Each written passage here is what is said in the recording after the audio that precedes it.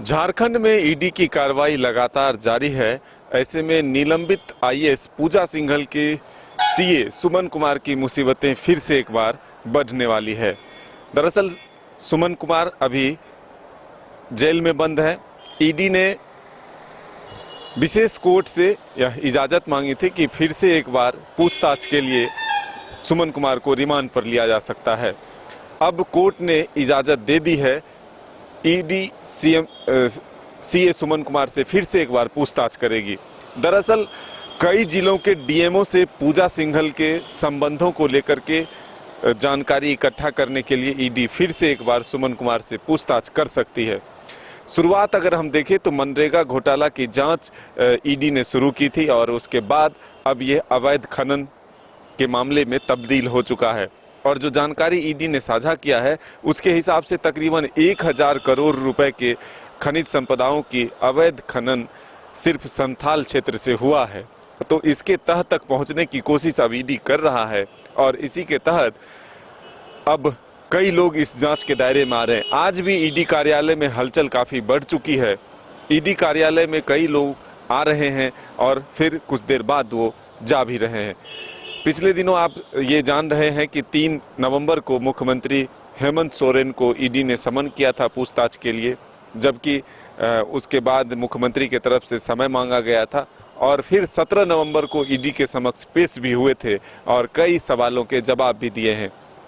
शुरुआत की अगर हम बात करें तो आईएएस पूजा सिंघल के 25 ठिकानों पर ईडी ने एक साथ छापेमारी की थी, जिस दौरान सीए सुमन कुमार के घर से तकरीबन 19.5 करोड़ रुपए भी बरामद हुए थे।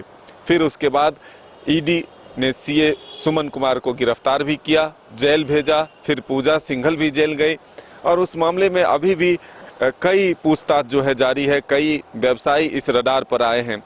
अब जो जानकारी मिल रही है इसके हिसाब से एक और व्यक्ति की गिरफ्तारी भी हो सकती है। हालांकि अभी उनके नाम के खुलासे नहीं हुए हैं, लेकिन सूचना मिल रही है इसी महीने के अंत तक किसी एक और व्यक्ति की गिरफ्तारी ईडी कर सकती है। तो ऐसे में अब वो नाम कौन सा होगा ये तो आने वाला वक्त बताएगा। लेकिन लगातार इस मामले को लेकर के बीजेपी के सांसद निशिकांत दुबे भी ट्वीट करते रहे हैं। ईडी की जो भी कार्रवाई होती है उसके बाद वो लगातार ट्वीट करते हैं और सरकार पर भी निशाना साधते हैं। तो ऐसे में अब देखना होगा कि ईडी की कार्यालय में जो हलचल बढ़ी है इसमें कौन कौन से लोगों को पूछताछ के लिए बुलाया जाता है। और ये जो जानकारी आप सबों को पहले से है कि 3 जिलों के डीएमओ जो हैं वो रडार पर हैं।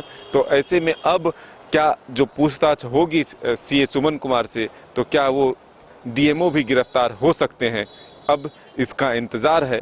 लेकिन फिलहाल झारखंड में ईडी और इनकम टैक्स के छापे जो है लगातार पड़ रहे हैं। कई बड़े नाम जो है उसमें जुटते जा रहे हैं। अगर हम व्यवसायियों की बात करें तो अमित अग्रवाल जेल जा चुके हैं। वहीं दूसरी तरफ अगर देखें तो विष्णु अग्रवाल भी ईडी के रडार पर हैं, जो कि राजधानी यानी झारखंड के एक बड़े व्यवसायी हैं। तो अब जो व्यवसायी हैं, बिल्डर हैं, उन तक भी शिकंजा कसने के लिए ईडी तैयार है।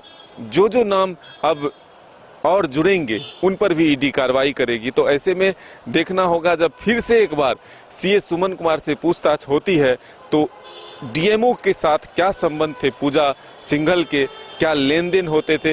एक खबरें ये भी आई थी कि जो लेन देन होते थे उसका कोड को डिकोड भी किया गया है, यानी कि 1 लाख रुपए यानी कि 10 लाख रुपए भी अगर किसी को दिए जाते थे तो वो किलो में बताया जाता था।